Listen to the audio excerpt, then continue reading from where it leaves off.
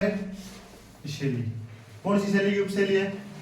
मारवाड़ शैली की उपशैली। मारवाड़ शैली की उपशैली, शैली की उपशैली। ठीक। कौन सी है? बीकानेर शैली। बीकानेर शैली का आरंभिक विकास या प्रादुर्भाव किसके काल में हुआ भाई? आरंभिक विकास तो हुआ है महाराजा राय सिंह के काल में। किसके काल में? राय सिंह के काल में। राय सिंह के काल में एक चित्र बना भगवत पुराण का। कौन सा चित्रित किया गया? भगवत पुराण का, जो इस शैली का क्या माना जाता है अभी? प्रारंभिक चित्र माना जाता है। प्रारंभिक चित्र कौन सा है बीकानेर शैली का? भगवत पुराण है। आगे देखो, राय सिंह कालीन प्रमुख चित्रकार या राय सिंह के प्रमुख दरबारी चित्रकार कौन है? एक तो है उस्ता अली राजा, दूसरा है हामिद रुकनुद्दीन।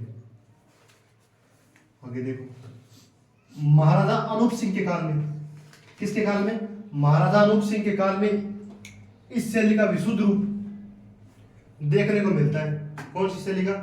बीकानेर शैली का। अतः इनके काल को बीकानेर शैली का क्या कहा जाता है भाई? सवर्ण काल कहा जाता है। किसके काल को? अनूप सिंह के काल को। आरंभिक विकास तो हुआ है राय सिंह के काल में। सवर्ण काल किसके काल में है? अनूप सिंह के काल को क्या कहा जाता है? सवर्ण काल कहा जाता है। अनूप सिंह के दरबारी चित्रकार, अनूप सिंह कालीन प्रमुख चित्रकार कौन है भाई? अली राजा हसन व रामलाल। रामलाल के दरबार में अली राजा हसन क्यों संबंधित है? अनूप सिंह को संबंधित है। सबसे इंपॉर्टेंट है रुकनुद्दीन, यह किससे संबंधित है भाई? किसके समकालीन है या किसके दरबार में था ये? राय सिंह के दरबार में। किसके दरबार में? राय सिंह के दरबार में। बीकानेर शैली के विकास, बीकानेर शैली के विकास में दो परिवारों का महत्वपूर्ण योगदान रहा है। एक तो है उस्ता परिवार, उस्ता कला पढ़ी नहीं आप? हस्तशिल्प कला। उस्ता परिवार लाहौर का, उस्ता मुस्लिम परिवार। दूसरा है गुजरात का मथेरण। मथेरण कला भी बीकानेर की है। उस्ता कला भी कहाँ की है? बीकानेर की है। उससे संबंधित चित्र देखो। बीकानेर शैली के विकास में दो परिवारों का महत्वपूर्ण योगदान रहा है। कौन सा है? एक तो है लाहौर का उस्ता मुस्लिम परिवार, दूसरा है गुजरात का जैन मथेरण परिवार। मथेरण कला कौन से संप्रदाय से संबंधित है? जैन संप्रदाय से संबंधित है। ठीक है। उस्ता परिवार ने ऊंट की खाल पर सोने का चित्रण करके उस्ता कला का विकास किया। अब उस्ता कला किसे कहते हैं? ऊंट की खाल के ऊपर सोने पानी या सोने चित्रकारी करे जाए, नक्की कहे जाए, पेंटिंग करे जाए, नक्की कहे जाए, उस्ता कला कहे जाए। खटेगी है बीकानेर की है। उस्ता परिवार ने ऊंट की खाल पर सोने का चित्रण करके उस्ता कला का क्या किया भाई? विकास किया। दूसरी कौन सी है? मथेरण कला। मथेरण कला भी कहा कि बीकानेर की। देखो, मथेरण परिवार ने दीवारों पर देवी देवताओं का चित्रण किया। ठीक है, किसका चित्रण किया? दीवार पर देवी देवताओं का चित्रण किया, जिसे क्या कहा जाता है? मथेरण कला कहा जाता है। मथेरण परिवार ने कौन सी कला का विकास किया? मथेरण कला का विकास किया। है क्या ये? दीवारों पर देवी देवताओं का चित्रण क्या कहलाता है?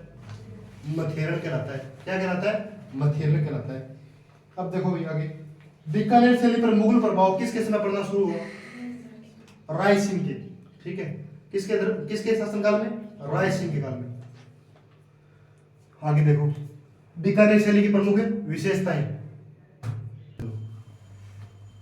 बीकानेर शैली की प्रमुख विशेषताएं। विशेषताएं देखो भाई, प्रमुख रंग इसका पीला।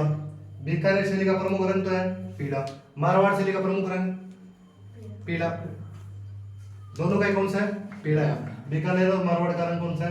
पीला। प्रमुख पशु भाई ऊंट व घोड़ा। कौन सा है? ऊंट व घोड़ा। मारवाड़ शैली में ऊंट, घोड़ा व कुत्ता।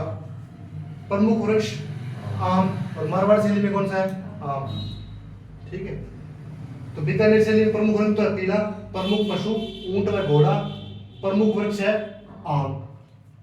बीकानेर शैली के प्रमुख चित्रकार रुकनुद्दीन, रामलाल, चंदूलाल, अली राजा, हसन, मुकुंद, मुन्नालाल, रामकिशन, जैक्सन।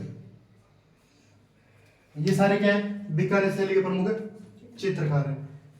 प्रमुख चित्र भाई इसके बादल, भगवत पुराण। भगवत पुराण किसके समय चित्रित किया गया? राइसिंग, किसके समय? राइसिंग केस में चित्रित किया गया। आम का वृक्ष का चित्र, ऊंट व घोड़े का चित्र, नीले आकाश में सुनहरे छल्लेदार व गोल बादल। इसके अलावा सबसे इंपॉर्टेंट है बरसते बादलों में से सार्स मिथुनों की नयनाभिराम आकृतियां। सबसे इंपॉर्टेंट है बरसते बादलों में सार्स मिथुनों की नयनाभिराम आकृतियां। कौन सी चित्र शैली का प्रमुख चित्र है? बीकानेर शैली का प्रमुख चित्र है। आगे देखो, सबसे इंपॉर्टेंट विशेषता क्या है इसकी? बीकानेर शैली राजस्थान की एकमात्र शैली मानी जाती है। बीकानेर शैली राजस्थान की एकमात्र शैली मानी जाती है जिसमें चित्र के नीचे चित्रकार अपना नाम व तिथि अंकित करते हैं। नाम और तिथि अंकित। ऐसी कौन सी शैली है जिसमें चित्रकार अपना नाम व तिथि अंकित करते हैं? बीकानेर शैली है। कौन सी शैली है? बीकानेर शैली है। बीकानेर शैली पर कौन सी शैली का प्रभाव पड़ा भाई?